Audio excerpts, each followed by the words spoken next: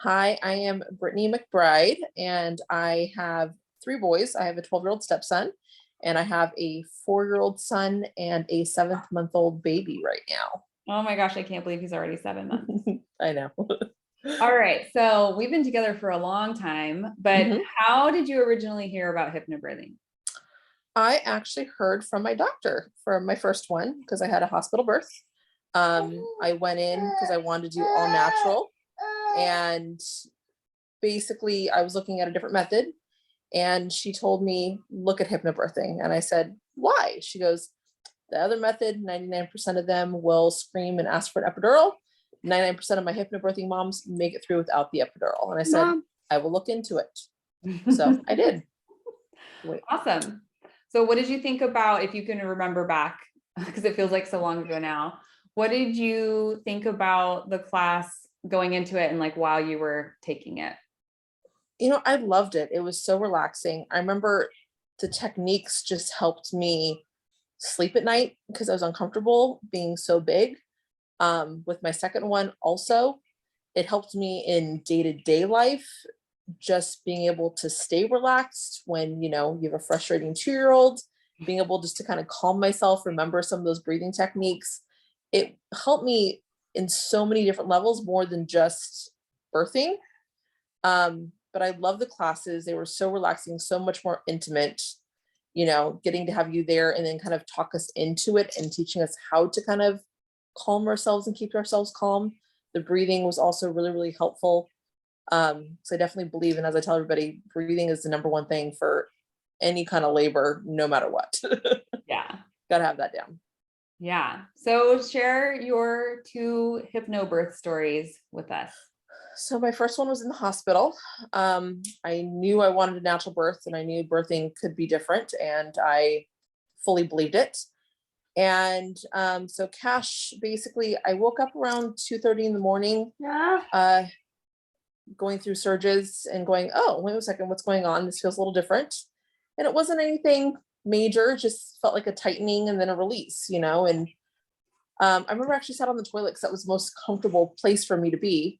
And I was just kind of breathing through them. And I was actually timing myself, wondering, you know, is this labor? And sure enough, they were pretty consistent, but they were farther apart. It wasn't too bad. And at one point, I think it was around like 4:30 or so, Chris woke up and he's like, what's wrong? And I go, oh, I think I'm in labor. He goes, what do? I go, oh, just call the doctor and see when we should come by. And so he got them on the phone, and she said, well, you can come and check. And I said, I don't want to go check. I want to know where you want my contractions to be, because I want to be at home. I'd like to do natural possible. I go, I'm not in any pain. I'm fine. Just let me know what I need to look for. She goes, oh, you should really be more like 2 to 3 minutes apart. I said, okay, that's fine. So I sat there, Chris left, I labored in peace, you know, just in my room on my ball, breathing. And then probably about an hour later, it was around 5:30, I was like consistently 2 to 3 minutes apart. And I looked at him and I said, we need to go to the hospital. And we got in the car, got to the hospital. I remember going up the elevator and feeling like this pressure for some reason. And as soon as I got into triage, my water released. And they're like, oh yeah, you're ready. So I'm like, okay. And they checked me and I was 4 centimeters. So they said, okay, everything's fine. You can go ahead and go right in. So I got in my room. You came because you're my doula. And then I had my mom and Chris. I remember you sent them away after the room got set up, and it was just me and you there. And you just kind of helped remind me of my breathing and just to stay calm and to stay steady with it. And then they came back, and I don't remember exactly what time it was. And the one thing I do remember is when the doctor came in and told me to go on my side because I was getting close. They just checked me. I was 8 centimeters.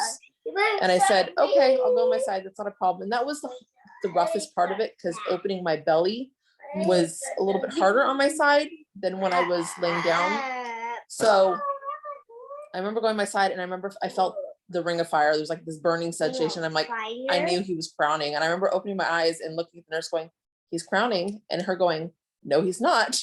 And you looking down going, yes, she is. And I just remember like holding the pad, me yelling and screaming, don't push, don't push. And I look, I'm like, I'm not pushing. I never once pushed, and I was just doing my breath work that you taught me.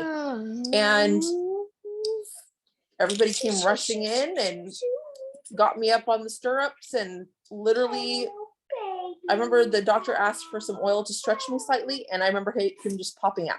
Yeah. He just like that, and then he was on me, and it was just such a crazy thing, and then also the fact that, they asked me for if I wanted pain medication. I'm like, I'm good. Like, I felt fine. I didn't feel like I was in pain, I felt relaxed, I could get up and walk to the bathroom on my own. The nurse was a little shocked by that also. But that was still a little stressful having all the monitors on me and that kind of stuff. So just a very different. So with Maverick, of course, I decided to do home birth. We were in the middle of coronavirus and that kind of stuff. And I just said, I don't want to deal with hospitals. So I did the home birth, and I woke up around, I think 6, and it was a weird, different type of surge because it was more in my hips than it was in my belly compared to how Kasch was. And I remember I took a shower, it relaxed me. I got on my ball, and every time I'd feel a surge happening, I'd kind of rotate my hips because it would help kind of release some of that pressure that was happening. I know you got there a little after 8, I think it was. And then you kind of helped me even get more relaxed and that kind of stuff. Because like I said, it was so different. I had a little bit of back labor, but I remember you kind of doing counter pressure. So I never felt too much from that at all. And then I think Lindsay got there a little after 9. And I remember her checking the heartbeat one time and asking me if I was having any kind of rectal pressure at all. And I'm like, yeah. She's like, okay, it's time to get in the pool. So I did. And that was so relaxing, and then I had you behind me just kind of doing the soft touch massage and just kind of relaxing me even more. And it was like 10:45. I kind of went over on my knees thinking like, okay, I think he's getting there, because I felt comfortable, and going, okay, I think he's crowning. So I felt that ring of fire again. And then Lindsay goes, okay, you can give counter pressure. And I'm like, I didn't feel the head. So I'm like, okay, maybe it's not. So I went back in my old position. And all of a sudden I felt that urge, and he just flew out also, just like Kasch did. So both my babies never pushed once. I just did the breathing. And I remember the birth breathing I went into pretty early with Maverick. It wasn't like I did it towards the end. So I was doing that, just because it's what felt good. So they both came out pretty quick, pretty fast. I think Maverick was like a total of 4.5, 5 hours labor, and Kasch, I think, was a 7-hour labor total. So both babies were born without pushing once, just my birth breaths, and that was it. So, and both babies, I felt great after. I didn't feel, there was a lot of pressure at times, but there was never any pain. Fix a little bit. So, and people don't understand that part of it. How's no pain? I'm like, there really isn't painful. It's pressure, but it's not painful. I could definitely get through it, and it was nothing that I couldn't handle or couldn't do. So, but yeah, they were both amazing births. I can't, complain.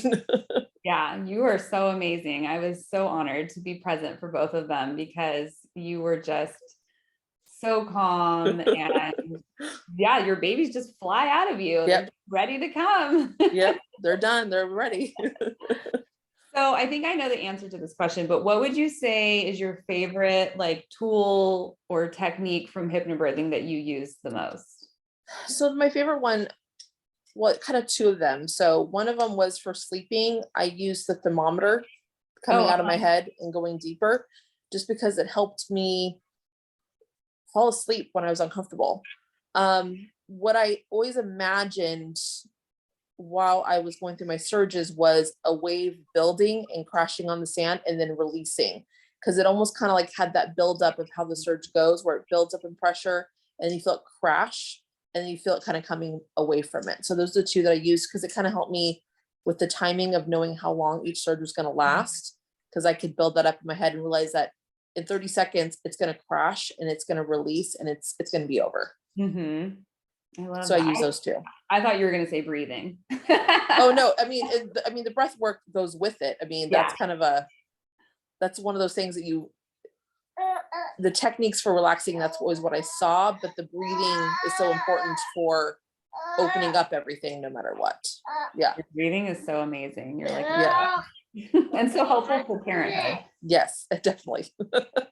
And one of my favorite things from Maverick's birth was Chris's reaction to the experience as well. Of course, he was there the first time, but in the hospital, it's a little different. And I just remember him saying he was just so floored by like the experience of home birth from a dad's perspective. And he was like so overjoyed and wished everybody could experience it. And it was just so sweet. And it was because he was on the fence of doing it in the first place. So he wasn't sure about it in the sense of everything, because he had such a traumatic first birth with his very, very first son, which was hospital C-section, like I said. So I mean, such a different way of even how I labored compared to that. And then doing a home birth, he's like, I'm not sure about this, but he knew he trusted me. So when it was complete, he's like, oh my goodness, how do people not do this all the time? And that was his reaction to it, of kind of going through 3 different, really different births for himself. Yeah. So I love it. Well, thank you so much. Of course, my pleasure.